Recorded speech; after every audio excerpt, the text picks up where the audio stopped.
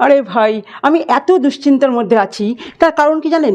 কারণ এই 2025 সালে আমার উপর পাহাড় পড়বে, পয়সার পাহাড়, টাকার পাহাড়। আমি তো বুঝতে পারছি না আমি কি করব। আমি কি করে অত পয়সা গুনবো, কোথায় রাখবো আমি অত সোনা দানা, টাকা পয়সা, হিরে জহরত? আমি তো এখন থেকে চিন্তায় পড়ে যাচ্ছি আমি কি করব।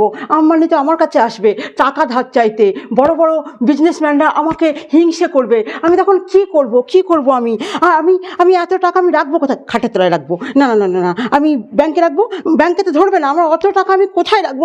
আমি চিন্তায় মরে যাচ্ছি। 2025 সালে আমার এত গাড়ি হবে, যে আমি রাখার জায়গা পাবো না। এই বাবা, পার্কিংয়ে সমস্যা হয়ে যাবে। আর বাড়ি, ওরে বাবা, আমার তো প্রচুর বাড়ি হবে। আমি তো বুঝতে পারছি, আমি দেখতে পাচ্ছি যে ইউনিভার্স আমাকে অনেক অনেক বাড়ি দিয়েছে, বড় বড় বাড়ি, বড় বড় ফ্ল্যাটের মালিক করে দিয়েছে। কিন্তু ইনকাম ট্যাক্স অফিসার তো আমাকে ধরবে। আমি কি করব? আমি খুব টেনশনে পড়ে গেছি। আমি কি করব? হে ভগবান, আমি কি করব? আমি যে কি করব? আমার এত টাকা